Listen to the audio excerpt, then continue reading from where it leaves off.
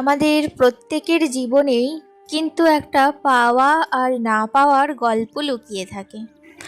সব সময় আমরা যেটা চাই সেটা পাই না, আবার অনেক সময় না চাইলেও এমন কিছু জিনিস পেয়ে যায় যেটা হয়তো আমাদের জীবনের জন্য খুব দরকার ছিল।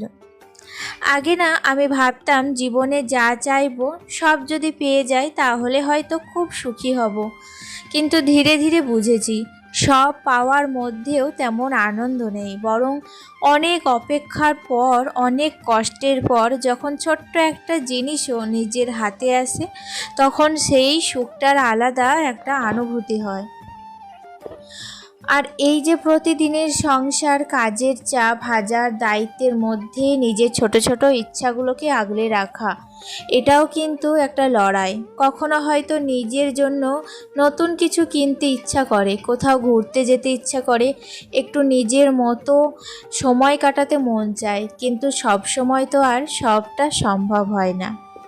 চলো, অনেক কথা অনেক গল্প হবে, তার আগে নিজের পরিচয়টা দিয়ে দেওয়া যাক। নমস্কার, কেমন আছো সবাই? আশা করছি সবাই খুব ভালো আছো, আর আমিও বেশ ভালো আছি। আমি সুমি। আমার আজকে আরও একটি নতুন ব্লগে তোমাদের অনেক অনেক স্বাগত জানাই। সকাল থেকে শরীরটা না খুব একটা ভালো ছিল না, যেন সকাল থেকেই শরীরটা অনেকটা এনার্জি লেস ছিল। ভাবছিলাম আজকের দিনটা কিভাবে পার করব, কিভাবে আমি সারা দিনের কাজগুলো কমপ্লিট করব। আমার তো মাথায় হাত পড়ে গেছিল, তাই জন্য সমস্ত কাজ ফেলে আগেই চলে এসেছি রান্নার কাজে। দেখবে যখন এনার্জি একদমই পাওয়া যায় না তখন কিন্তু রান্নার কাজটা আগে সেরে নিলে অনেকটা ভালো লাগে। আর আমিও চলে এসেছি এখন রান্নার কাজে। দেখো, প্রথমে তো সবজিগুলো সবটা কেটে নিয়েছি, আর এখন আমি একটু ডাল ভিজিয়েছি। আজকে তো বৃহস্পতিবার, বাড়িতে হচ্ছে নিরামিষ রান্না, আর নিরামিষের দিন আমার কিন্তু বেশ মাথাটা ধরে যায় কি রান্না করব এটা ভেবে। যাই হোক, আজকে রান্না অনেক কিছুই করার প্ল্যান আছে। আর এদিকে আমি কিন্তু ততক্ষণে মটরের জলটাও তুলে নিয়েছি, আর প্রত্যেকটা বোতলে জল তোলা কমপ্লিট হয়ে গেছে। আসলে ভাতটাও চাপিয়ে দিয়েছি আমি, একদিকে রান্না চাপিয়ে দিয়েছি আর অন্যদিকে সংসারের কাজ করছি। এভাবেই একসাথে দুই দিক মেনটেন করার চেষ্টা করছি। আর আমি চেষ্টা করছি আমার সংসারের সাথে সাথে আমার রান্না বান্না সব কিছু আমি একসাথে কমপ্লিট করতে। এভাবেই ব্যালেন্স করে দুটো দিক সামলে কিভাবে আজ আমি আমার সংসারটাকে সামলাই সেটাই তোমরা দেখো। আর এভাবে তোমরা চাইলে তোমাদের সংসারটাকেও দুই দিকে ব্যালেন্স করে সামলাতে পারো। এতে করে তোমাদের কাজও তাড়াতাড়ি হয়ে যাবে, আর কি বলো তো, তোমাদের সময়ও অনেকখানি বেঁচে যাবে। তবুও দিনের শেষে যখন দেখি নিজের হাতে গুছিয়ে রাখা ছোট্ট সংসারটা সুন্দর করে দাঁড়িয়ে আছে, সবাই ভালো আছে, তখন মনে হয় হয়তো জীবনে সব পাওয়া হয়নি, কিন্তু যা পেয়েছি সেটাও কম না। সত্যি বলতে কি, না পাওয়া আমাদের ধৈর্য শেখায়, অপেক্ষা শেখায়, আর পাওয়া জিনিসটার মূল্য বুঝতে শেখায়। যদি জীবনে কখনো কখনো কষ্ট না থাকতো তাহলে সুখের আসল মানেটাও হয়তো বোঝা যেত না। তাই এখন আর সব কিছু না পাওয়া নিয়ে মন খারাপ করি না, কারণ আমি জানি সময়ের সাথে সাথে জীবনে যা আসার সেটা ঠিকই আসবে, আর যেটা অনেক অপেক্ষার পরে আসে তার আনন্দটাই কিন্তু সবচেয়ে বেশি হয়। জানো তো, আজকে ভাবছিলাম যে আজকে ডাস্টিংয়ের কাজ, ঘর পরিষ্কারের কাজ কিছুই করব না, কিন্তু কি বলতো, হাজারো অসুস্থতা থাকলেও, শত ব্যস্ততা থাকলেও আমি যেভাবে আমার সংসারটাকে গুছিয়ে রাখার চেষ্টা করি, আসলে কি বলতো, সংসার এই যে পরিষ্কার পরিচ্ছন্ন পরিপাটি না দেখলে মনে কোথাও না একটা শান্তি পায় না।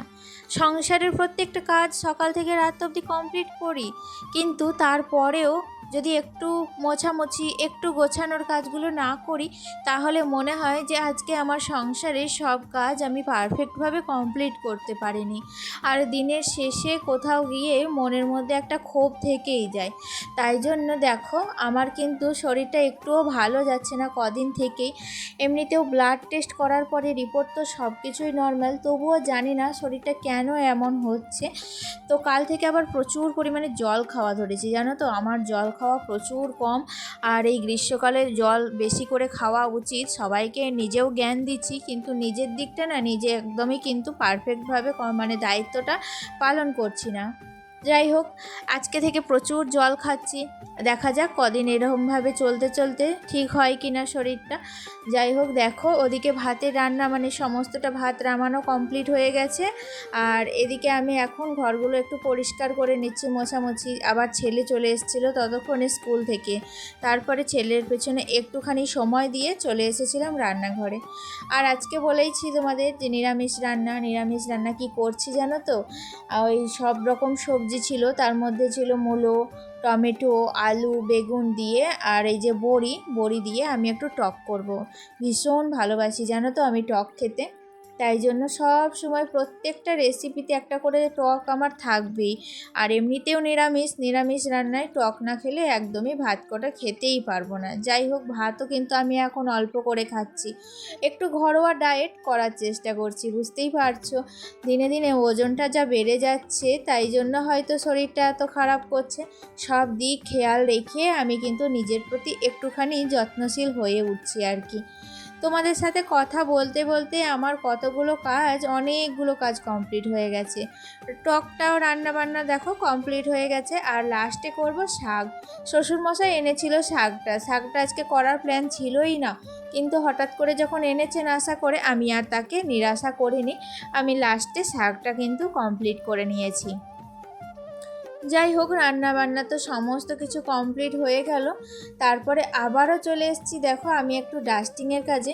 আমার কদিন থেকেই ভাবছিলাম যে আমার এই দরজাটা মোছা হয় না, প্রচুর ধুলো জমেছিল। তোমরা হয়তো ক্যামেরাতেও বুঝতে পারছো আমার কতটা পরিমাণে ধুলো জমে আছে, কিন্তু কি বলো তো, সময়ের অভাবে আর শরীরের মানে একটু শরীর যদি সায় না দেয় তাহলে দেখবে কোনো কাজই কমপ্লিট করতে পারবে না পারফেক্টভাবে।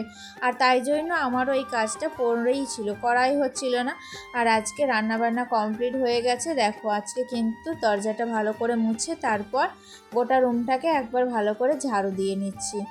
যাই হোক, রান্নাবান্নার পর আমি তো এমনিতেও কিন্তু গোটা ঘর বারান্দাগুলো ঝাড়ু দিই, একটু মোছামুছি করি, আর আজকেও কিন্তু সেরকমটাই করলাম। রান্নাবান্না যখন কমপ্লিট হয়ে গেল তখন মনে হলো যে নিশ্চিন্ত, আজকের অর্ধেকটা দিন আমি পার করে দিয়েছি, বাকি আছে আর অর্ধেকটা, সেটাও কিন্তু দেখতে দেখতে পার হয়ে যাবে। যাই হোক, এখানে না তোমাদের অনেকেরই হয়তো মনে হতে পারে আমি কেন প্রত্যেক দিন একই ঘর, একই জিনিসপত্র, একই রকম কাজ দেখাই। হয়তো কারোর মনে প্রশ্ন আসে, রোজ একই জিনিস দেখি কি ভালো লাগে?